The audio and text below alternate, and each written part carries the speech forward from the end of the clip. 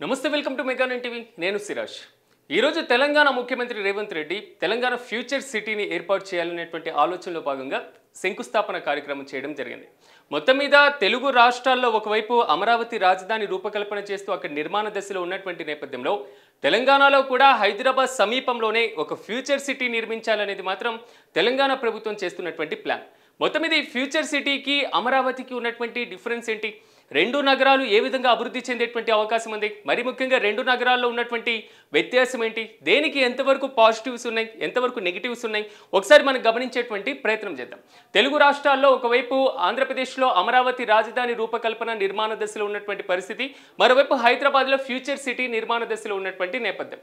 ఈ మొత్తం రెండు నగరాలను ఒకసారి పరిశీలించినప్పుడు రెండిటికి కొంతవరకు పాజిటివిటీ ఏంటంటే, ఒకటి ఆంధ్రప్రదేశ్లో రాజధాని లేనటువంటి సమస్య. ఆంధ్రప్రదేశ్లో రాజధాని లేదు, 2014లో రాష్ట్ర విభజన జరిగింది కాబట్టి ఇప్పటివరకు ఒక రాజధాని అనేటువంటి కాన్సెప్టే లేదు కాబట్టి ఈ నేపథ్యంలోనే ఆంధ్రప్రదేశ్లో అమరావతిని ఒక రాజధానిగా నిర్మించాలనేది అక్కడి ప్రభుత్వం చేపట్టినటువంటి కార్యక్రమం. ఇందులో భాగంగానే భారీ మొత్తంలో మౌలిక సదుపాయాల కార్యక్రమంతో పాటుగా భూసేకరణ అనేటువంటి అంశాలు కూడా ఇక్కడ చాలా వరకు ఒక చట్ట ప్రకారం ముందుకు వెళ్తున్నటువంటి పరిస్థితి. ఇక హైదరాబాద్ ఇష్యూకి వస్తే, హైదరాబాద్లో ఇప్పటికే పూర్తి స్థాయిలో హైదరాబాద్ రాజధానిగా డెవలప్ అయినటువంటి పరిస్థితి కనబడింది. రాష్ట్ర విభజన తర్వాత హైదరాబాద్ మొత్తం కూడా తెలంగాణకే పరిమితం అవడం జరిగింది. తెలంగాణకే హైదరాబాద్ ఉన్నటువంటి నేపథ్యంలో ఇక్కడ ఒక మాట మనం గమనించాలి. ఆల్రెడీ విస్తరించబడినటువంటి నగరంలో మౌలిక సదుపాయాలు ఇంకా పెరిగిపోతున్నటువంటి నేపథ్యంలో కొంతవరకు నగర వెలుపల వీటిని కేంద్రీకృతం చేసి మరో నగరాన్ని నిర్మిస్తే కొంతవరకు డెవలప్ అయ్యేటువంటి అవకాశం ఉంది కదా. ఇది తెలంగాణ ప్రభుత్వం చేపట్టినటువంటి కార్యక్రమం ఫ్యూచర్ సిటీ నిర్మాణం. ఈరోజు శంకుస్థాపన చేయడం జరిగింది.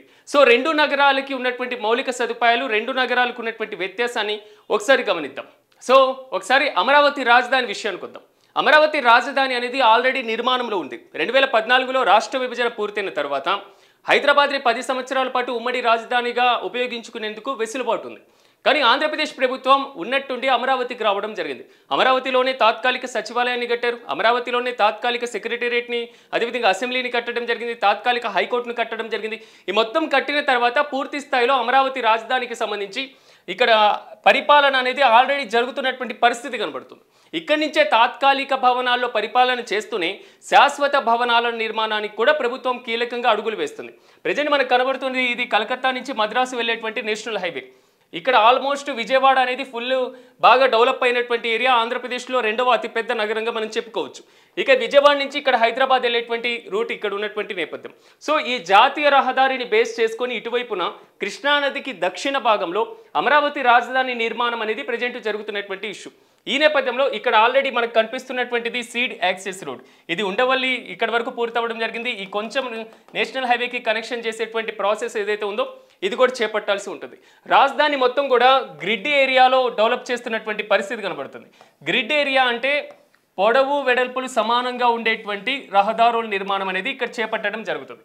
అంటే ఒక రహదారి నుంచి వంకర టింకర లేకుండా అన్ని రహదారులు సమాంతరంగా ఉండేటువంటి పరిస్థితి కనబడుతుంది. అంటే N రహదారి, N16 రహదారి, N13 రహదారి, N11 రహదారి, ఇలాంటి నిర్మాణాలన్నీ కూడా ఇక్కడ చేపడుతున్నటువంటి పరిస్థితి. సో సేమ్ టైం దీంట్లో మొత్తం దాదాపు ఒక 9 నగరాలను నిర్మించడం జరుగుతుంది ఈ సిఆర్డీఏ ఏరియా మొత్తం మీద. ఒకటి క్రీడా నగరం, అదేవిధంగా పరిపాలనా నగరం, న్యాయ నగరం, అదేవిధంగా కొంతవరకు కల్చరల్ నగరం, ఎడ్యుకేషన్ నగరం, ఇలాంటి సైన్స్ అండ్ టెక్నాలజీకి సంబంధించిన నగరం, ఫార్మా నగరం, టెక్నాలజీ నగరం, ఇలాంటి వివిధ 9 నగరాలు నిర్మించాలని కూడా ప్రభుత్వం ప్లాన్ చేయడం జరిగింది.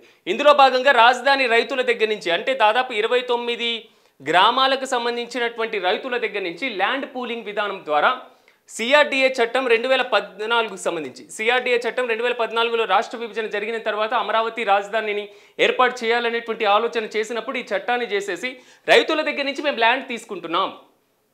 రైతుల దగ్గర నుంచి ల్యాండ్ తీసుకున్న తర్వాత ఇది డెవలప్మెంట్ చేసి వారికి కొంతవరకు కమర్షియల్ ల్యాండ్ ఇవ్వడం జరుగుతుంది, కొంతవరకు వాళ్ళు ఉండడానికి హౌసెస్కి సంబంధించినటువంటి ఇళ్లకు ల్యాండ్ ఇవ్వడం జరుగుతుంది ఫ్లాట్ల రూపంలో.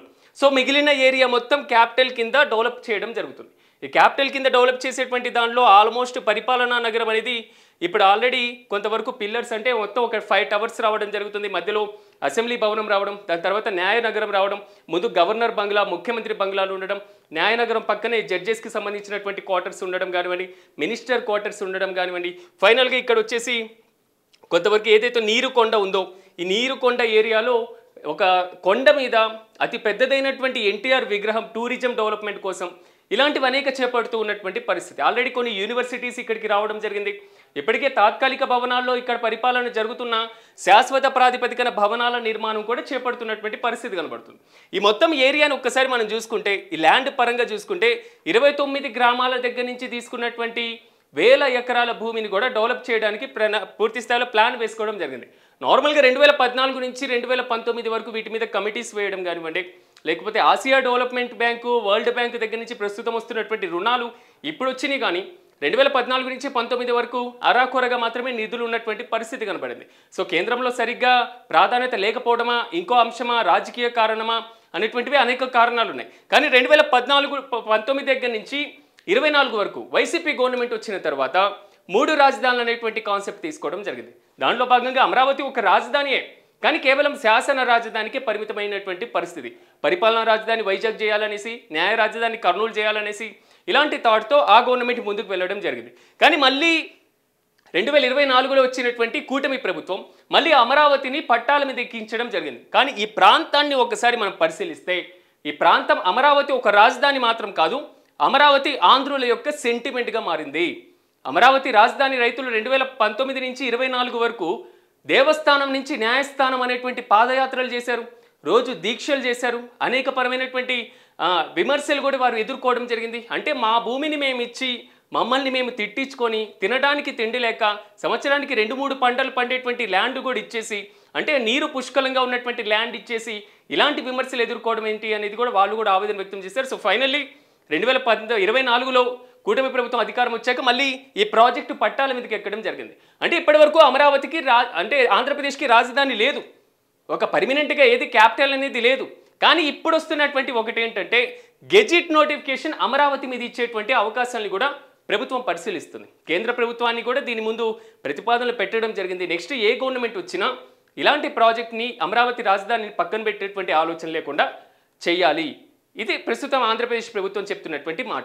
దాదాపు మనం గమనించినట్లయితే 217.3 చదరపు కిలోమీటర్లు, 217.3 చదరపు కిలోమీటర్ల విస్తీర్ణంలో 29 గ్రామాల పరిధిలో దాదాపు ఈ అమరావతి రాజధాని అనేది ప్రజెంట్ నిర్మాణంలో ఉన్నటువంటి పరిస్థితి కనబడుతుంది. ప్రజెంట్ దీనికి నిధుల కింద కేంద్ర ప్రభుత్వం కొంతవరకు నిధులు కేటాయిస్తూ రాష్ట్ర ప్రభుత్వం సిఆర్డీఏ ఆధ్వర్యంలో పనులు చేపడుతూ ఉన్నారు. మరి ముఖ్యంగా ఆసియా డెవలప్మెంట్ బ్యాంకుతో పాటుగా దీనికి సంబంధించి వరల్డ్ బ్యాంకు కూడా రుణాలను మంజూరు చేసేటువంటి అవకాశం ఉంది. దాదాపు 50,000 కోట్ల పైచిలకు ఈ రాజధాని నిర్మాణానికి పట్టేటువంటి అవకాశాలు కనిపిస్తున్నాయి. ఇక్కడి ప్రభుత్వం మాత్రం ఒకవైపు క్వాంటమ్ టెక్నాలజీతో పాటుగా ఏఐ టెక్నాలజీ ఇలాంటి ఎక్కువ ప్రాధాన్యత ఇస్తున్నటువంటి పరిస్థితి. వరల్డ్ క్లాస్ సంబంధించినటువంటి టెక్నాలజీ ఇన్స్టిట్యూట్స్ మొత్తాన్ని కూడా ఇక్కడికి తీసుకురావాలనేది మాత్రం అమరావతి ప్రాజెక్టులో కనిపిస్తున్నటువంటి ప్రధాన ధ్యేయం. రెండోది ఒక్కసారి మనం చూసుకున్నట్లయితే ఇది కూడా ఒక green field capital. Green field capital అంటే ఒకసారి మనం గమనించాలి, గ్రీన్ ఫీల్డ్ ఎయిర్పోర్ట్ అయినా, గ్రీన్ ఫీల్డ్కి సంబంధించినటువంటి నగరానికి సంబంధించి ఏదైనా కానీ అక్కడ ఇప్పటి వరకు నిర్మాణం ఏది లేదు. కేవలం ఇప్పటికిప్పుడు శంకుస్థాపన, అంటే తొలి ఇటుకని పేర్చినప్పటి నుంచి జరిగేటువంటి కార్యక్రమం ఏదైతే ఉంటుందో దాన్ని గ్రీన్ ఫీల్డ్ ప్రాజెక్ట్గా మనం చెప్పుకుంటూ ఉన్నాం. కానీ ఇక్కడ మనకు కనిపిస్తున్నటువంటి వ్యత్యాసం ఏంటంటే, ఇప్పటి వరకు రాజధాని కంటే ఒకవైపు గన్నవరం ఎయిర్పోర్ట్ తప్ప ఇక్కడి వరకు అమరావతికి ఇప్పటి వరకు ఎయిర్పోర్ట్ లేనటువంటి పరిస్థితి. రెండు మనం చూసుకున్న హైవేస్, ఈ నేషనల్ హైవేస్ కేవలం ఒకటి హైదరాబాద్ వెళ్ళేది, రెండోది వచ్చేసి కలకత్తా వెళ్ళేది, మూడోది మద్రాస్కి వెళ్ళేది, ఇక్కడ నుంచి కొంతవరకు కర్నూలు వెళ్ళేటువంటి రహదారి, ఇలాంటి బెంగళూరుకి వెళ్ళేటువంటి రహదారి ఉంది. సో అంతగా కనెక్టివిటీ అనేది అమరావతికి ఇప్పుడిప్పుడు ఇస్తున్నటువంటి పరిస్థితి. రెండోది రైల్వే కనెక్టివిటీ లేనటువంటి సిచ్యువేషన్. ఇప్పుడు ఎర్రుపాలెం నుంచి నంబూరు వరకు ఒక రైల్వే లైన్ని శాంక్షన్ చేయడం జరిగింది. రెండు పెద్దకూరపాడు అమరావతి రైల్వే స్టేషన్ దగ్గర నుంచి పెద్దకూరపాడు వరకు ఒకటి, మూడోది సత్తెనపల్లి నుంచి నసరావుపేట ఒకటి. అంటే వివిధ ప్రాంతాల మధ్య లింకేజ్ ఇవ్వాలి అనేది మాత్రం ఈ ప్రాజెక్టులో భాగంగా ఉంది. కానీ సమయం చాలా ఎక్కువగా పట్టేటువంటి అవకాశం ఉంది. ప్రభుత్వం మాత్రం ముందు ఈ సీడ్ క్యాపిటల్, అంటే ఏదైతే రాజధాని అమరావతి ప్రాంతంలో నిర్మాణంలో ఉన్నటువంటి ప్రధాన పరిపాలన భవనాలన్నింటినీ కూడా ఈ వచ్చే 2-3 ఏళ్లలో పూర్తి చేయాలనేటువంటి ఆలోచనలు మాత్రం చాలా స్పష్టంగా కనబడుతుంది. ఇక రెండో విషయానికి వచ్చేస్తే, తెలంగాణలో ప్రజెంట్ నిర్మాణం అవుతున్నటువంటి ఫ్యూచర్ సిటీ ఎలా ఉండబోతుంది, అనేటువంటి ఆలోచన ఒకసారి పరిశీలిద్దాం. తెలంగాణలో ప్రెజెంట్ నిర్మాణం చేయదలిచినటువంటి ఫ్యూచర్ సిటీ ఎలా ఉండబోతుంది, ఎక్కడ రాబోతుంది, ఎలాంటి ఆలోచన చేస్తుంది ప్రభుత్వం అనేది ఒకసారి మనం పరిశీలిస్తే ఒకసారి మనం చూడొచ్చు.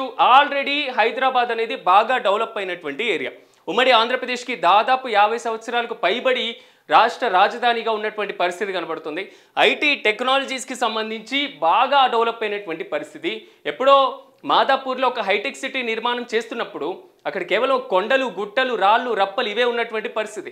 కానీ డెవలప్మెంట్ క్రమంగా పెరిగిపోయిన తర్వాత ఇప్పుడు కోకాపేట వరకు ఎక్కడ కదిలిచ్చిన ఎకరం 100 కోట్లలో ఉన్నటువంటి సిచ్యువేషన్. అంటే డెవలప్మెంట్ విపరీతంగా పెరిగిపోయింది, నగరీకరణ విపరీతంగా పెరిగిపోయింది, జనాభా విపరీతంగా పెరిగిపోయింది. సో ఈ బర్డెన్ మొత్తం కూడా ఇక్కడే పడేటువంటి అవకాశం ఉంటుంది.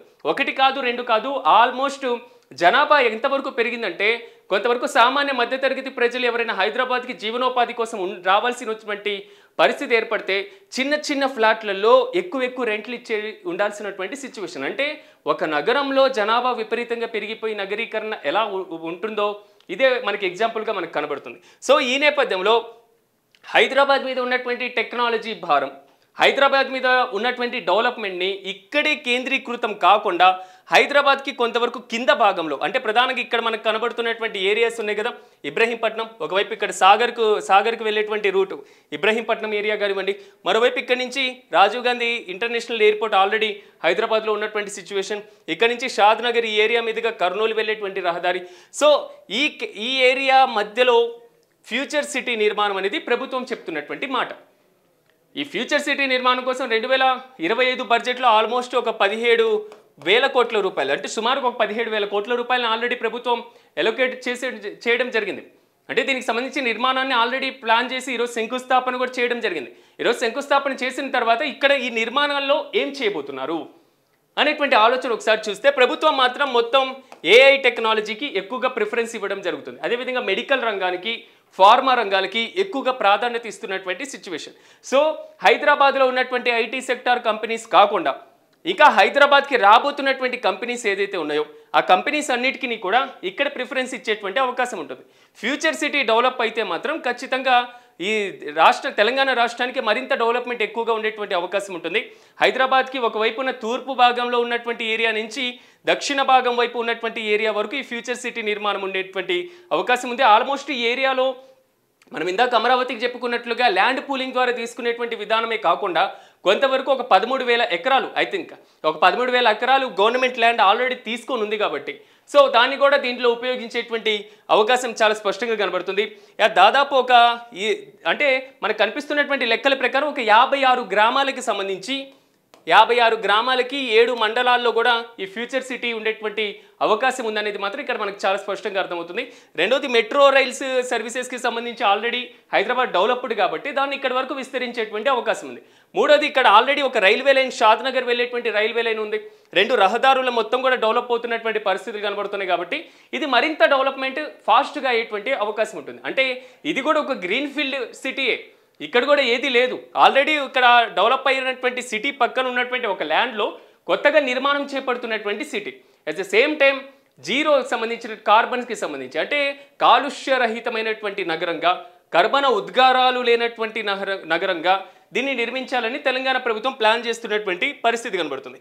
ఓవరాల్గా మొత్తం వ్యవహారాన్ని మనం చూసుకున్నట్లయితే ఈ ఫ్యూచర్ సిటీ మాత్రం కొంతవరకు తెలంగాణకి మరింత అడ్వాంటేజ్ అయ్యేటువంటి అవకాశాలు చాలా స్పష్టంగా కనబడుతున్నాయి. ప్రభుత్వ నిధుల దగ్గర నుంచి కూడా ఈ వ్యవహారం మరింత ఎక్కువగా ఉండేటువంటి ఛాన్సెస్ కనబడుతున్నాయి. అట్ ద సేమ్ టైం హైదరాబాద్లో ఇన్కమ్ ఎక్కువగా ఉంది, తెలంగాణలో కూడా ఉన్నటువంటి పరిస్థితుల నేపథ్యంలో ఆల్రెడీ డెవలప్ అయినటువంటి సిటీ కాబట్టి మరింత ఎక్కువగా ఇన్ఫ్రా వచ్చేటువంటి అవకాశం మాత్రం ఈ ఫ్యూచర్ సిటీకి ఉండేటువంటి ఛాన్సెస్ కనబడుతున్నాయి. అట్ ద సేమ్ టైం దాదాపు ఒక 30,000 ఎకరాల్లో కూడా దీన్ని నిర్మించేటువంటి ఆలోచన కనబడుతుంది. ఓవరాల్గా 2 నగరాలని ఒకసారి మనం పరిశీలించాం. ఒకటి, క్యాపిటల్లో పూర్తి స్థాయిలో నిర్మాణ దశ నుంచి ప్రారంభించడం, ప్రభుత్వం దీని ప్రకారం సిఆర్డీఏ ప్రకారం దీన్ని నిర్మించేటువంటి ఆలోచన చేస్తుంది. 2, ఇక్కడ ఆల్రెడీ నగరం ఉన్నటువంటి నేపథ్యం, గ్రీన్ఫీల్డ్ నగరం అయినప్పటికీ కొంతవరకు ఫ్యూచర్ని దృష్టిలో పెట్టుకొని నగర విస్తీర్ణ అనేది ఎక్కువగా ఉండేటువంటి అవకాశం ఉంది కాబట్టి ఆ బడ్డెని తగ్గించడం కోసం ఇక్కడ చేపట్టినటువంటి ప్రాజెక్ట్. ఇంకో విషయానికి వస్తే ఇక్కడ జనాభా విపరీతంగా పెరగాల్సినటువంటి అవసరం ఉంటుంది. జనాభా పాపులేషన్ అనేది అమరావతిలో చాలా తక్కువగా ఉంది. అమరావతిలో ఉన్నటువంటి మండలాలు, అమరావతిలో పనిచేస్తున్నటువంటి ఉద్యోగులు, లేదా సిఆర్డీఏ పరిధిని తీసుకుంటే ఒకవైపు విజయవాడ, మరోవైపు గుంటూరు, మధ్యలో మంగళగిరి, ఈ సిఆర్డీఏ డెవలప్ అవుతున్నటువంటి, అమరావతి డెవలప్ అవుతున్నటువంటి ఏరియాలో ఉన్నటువంటి జనాభా మాత్రమే ఇక్కడ కనిపిస్తున్నటువంటి సిచ్యువేషన్. కానీ ఇక్కడ ఒకసారి మనం పరిశీలిస్తే జనాభా ఆల్మోస్ట్ హైదరాబాద్లో ఎక్కువగా ఉంది కాబట్టి వచ్చేటువంటి టెక్నాలజీ కంపెనీలన్నీ కూడా ఈ ఏరియాలో ఉండేటువంటి అవకాశం ఉంది కాబట్టి అక్కడ పాపులేషన్ ఆటోమేటిక్గా పెరిగేటువంటి ఛాన్సెస్ కనబడుతున్నాయి. రెండోది ఇక్కడ ఇక ఫండ్ వైజ్గా అంటే డబ్బుల వైజ్గా వచ్చేస్తే ఇక్కడ ఆల్మోస్ట్ గత ప్రభుత్వాల మధ్య కొంతవరకు ఒడిదొడుకులు ఎదుర్కొన్నటువంటి అమరావతి ప్రాజెక్ట్ మాత్రం ప్రజెంట్ కూటమి ప్రభుత్వం అధికారంలో ఉంది కాబట్టి కొంతవరకు గ్రోత్ ఎక్కువగా కనబడుతున్నటువంటి సిచ్యువేషన్. అంటే ఒక టార్గెట్ని పెట్టుకొని Asia development bank, world bank దగ్గర నుంచి అప్పులు తెచ్చుకోవడం, లేదా గ్రాంట్ల రూపంలో రావడం, కేంద్ర ప్రభుత్వం కొంతవరకు నిధులు ఇవ్వడం, రాష్ట్ర ప్రభుత్వ కేటాయింపులు కానివ్వండి, ఇలా చేస్తూ ప్రాజెక్టు ముందుకు సాగుతున్నటువంటి పరిస్థితి కనబడుతుంది. సో కాంగ్రెస్ ప్రభుత్వం అధికారంలో ఉంది కాబట్టి కేంద్ర ప్రభుత్వం నుంచి నిధులు వచ్చేటువంటి అవకాశం ఎంతవరకు ఉంటుందనేది మాత్రం పరిశీలించాలి. కేంద్రానికి రాష్ట్రం పంపించేటువంటి ప్రతిపాదనలు ఏ విధంగా ఉంటాయనేటువంటి అంశాన్ని పరిశీలించాలి. రెండోది రాష్ట్ర ప్రభుత్వం కూడా ఎక్కువగా నిధులు కేటాయించేటువంటి అవకాశాలు చాలా స్పష్టంగా ఉన్నాయి. ఇక మూడో విషయానికి వచ్చేస్తే ఇది రైతుల దగ్గర నుంచి తీసుకున్నటువంటి ప్రాజెక్టు కాబట్టి రైతులకు కొంతవరకు రుణాలకు సంబంధించినటువంటి రైతులకు సంబంధించి కౌలు చెల్లింపు దగ్గర నుంచి, సిఆర్డీఏ చట్టం దగ్గర నుంచి రైతులకి ప్రతి ఏటా ఇవ్వాల్సినటువంటి కౌలు, అట్ ద సేమ్ టైం అది రాజధాని ప్రాంతంలో రైతులకి ఫ్లాట్లు ఇవ్వడం, రైతులకు సంబంధించి వాణిజ్య కమర్షియల్ ఫ్లాట్లు ఇవ్వడం, ఇలాంటివన్నీ చేపట్టాల్సినటువంటి ప్రాజెక్ట్. కొంతవరకు రైతుల భాగస్వామ్యం ఉన్న ప్రభుత్వ పాత్ర ఎక్కువగానే ఉంటుంది కాబట్టి పీపీపీ పద్ధతిలో కూడా ఈ ఏరియా డెవలప్ చేసుకోవడానికి కొంతవరకు వెసులుబాటు ఉంటుంది. ఏదీ లేని ప్లేస్ నుంచి ఏదైనా డెవలప్మెంట్ చేయడానికి ఉపయోగపడేటువంటి విధంగా అమరావతి ప్రాజెక్ట్ చేపడుతున్నటువంటి పరిస్థితి. మరోవైపు కొంతవరకు హైదరాబాద్ డెవలప్ అయింది కాబట్టి ఈ డెవలప్మెంట్లో ఈ ఫ్యూచర్ సిటీ కూడా విస్తరణ జరిగేటువంటి ఛాన్స్ ఉంది కాబట్టి ఈకోవైపు మనకి ఫ్యూచర్ సిటీ కనబడుతుంది. మరోవైపు చూసుకుంటే మౌలిక సదుపాయాల్లో అమరావతి కొంతవరకు ఫ్యూచర్ సిటీతో పోలిస్తే కొంత వెనుకబాటు ఉంది అనేది మాత్రం స్పష్టంగా అర్థమవుతుంది. ఎందుకంటే ఇక్కడ రైల్వే ప్రాజెక్టులు కొత్తగా రావాలి, ఎయిర్పోర్ట్స్కి విజయవాడ, గన్నవరం మీద ఎక్కువ ఆధారపడలేం కాబట్టి కొత్త ఇంటర్నేషనల్ ఎయిర్పోర్ట్స్ కావాలి. అట్ ద సేమ్ టైం ఈ ప్రభుత్వం చేపడుతున్నటువంటి రోడ్డు ప్రాజెక్టులు కానివ్వండి, రైల్వే ప్రాజెక్ట్స్కి సంబంధించినటువంటి కానివ్వండి, నేషనల్ హైవే కనెక్టివిటీ కానివ్వండి, కొత్తగా రోడ్స్ సిస్టమ్స్ ఎక్కువగా వేయాలి కాబట్టి వీటి మీద బేస్ అయ్యేటువంటి అవకాశం ఉంటుంది. ఆల్మోస్ట్ శంషాబాద్ ఎయిర్పోర్ట్ సమీపంలోనే ఉంది కాబట్టి మరింత డెవలప్మెంట్ అవ్వడం, రాష్ట్రంలో కూడా రోడ్డు ప్రాజెక్ట్స్ ఎక్కువగా చేపట్టడం, షాద్నగర్, మహబూబ్ నగర్ వెళ్ళేటువంటి రైల్వే లైనే కాకుండా కొంతవరకు ఇతర రైల్వే కనెక్టివిటీస్ కూడా ఈ ప్రాంతంలో కల్పిస్తే మరింత డెవలప్మెంట్ అయ్యేటువంటి అవకాశాలు చాలా స్పష్టంగా కనబడుతున్నాయి. మరోవైపు తీర ప్రాంతం ఎక్కువగా ఉంది కాబట్టి పోర్టుకు సంబంధించిన ఎగుమతులు, దిగుమతులు కూడా చేపట్టడానికి మాత్రం అమరావతి సమీపంలో ఉన్నటువంటి project at the same time కృష్ణానది ఒడ్డున ఉంది కాబట్టి నీటిపారుదల వ్యవస్థ సంబంధించి అంటే నీటి వనరులకు సంబంధించి పుష్కలంగా లభిస్తున్నటువంటి ప్రాజెక్ట్. మరోవైపు ఇక్కడ మనకు కనిపిస్తే కొంతవరకు నీటి లభ్యత కొంతవరకు అమరావతితో పోలిస్తే తక్కువగా ఉన్నటువంటి సిచ్యువేషన్ కనబడుతుంది. సో నీటి లభ్యత అనేది మరింత మెరుగుపరచాల్సినటువంటి అవసరం ఎంతైనా ఉంటుంది. అంటే రెండు ప్రాజెక్టులని మనం పరిశీలిస్తే మౌలిక సదుపాయాలు కల్పించడం అనేది ప్రభుత్వాల యొక్క పాత్ర చాలా ఖచ్చితంగా కనిపిస్తుంది.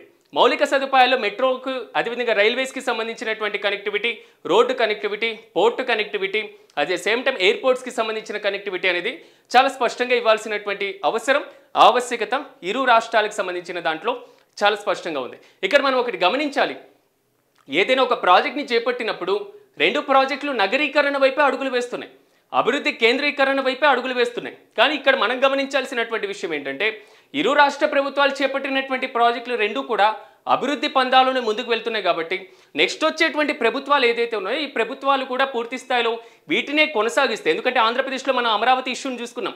వైసీపీ వచ్చిన తర్వాత అమరావతిని 5 ఏళ్ల పాటు వెనుకబడేటువంటి అంటే పక్కన పెట్టేసినటువంటి పరిస్థితులు మనం చూసాం గత అనుభవాలు. కాబట్టి ఇలాంటివి లేకుండా దాన్ని పరంపర కొనసాగించేటువంటి అవకాశాలను మాత్రమే పరిశీలించాలి. యాజ్ ద మెయిన్ ఇంపార్టెంట్ ఏంటంటే రెండు రాష్ట్ర ప్రభుత్వాల యొక్క చిత్తశుద్ధి, ఇరువురు కూడా అమరావతి పూర్తి అవ్వాలి అంటే వచ్చే 10-15 ఏళ్ళు మేమే అధికారంలో ఉండాలంటున్నారు. ఈరోజు ముఖ్యమంత్రి రేవంత్ రెడ్డి కూడా ఫ్యూచర్ సిటీ నిర్మాణం అవ్వాలి అంటే మాత్రం మరి నెక్స్ట్ 10 సంవత్సరాలు 15 సంవత్సరాలు మేమే అధికారంలో ఉండాలి అంటున్నారు.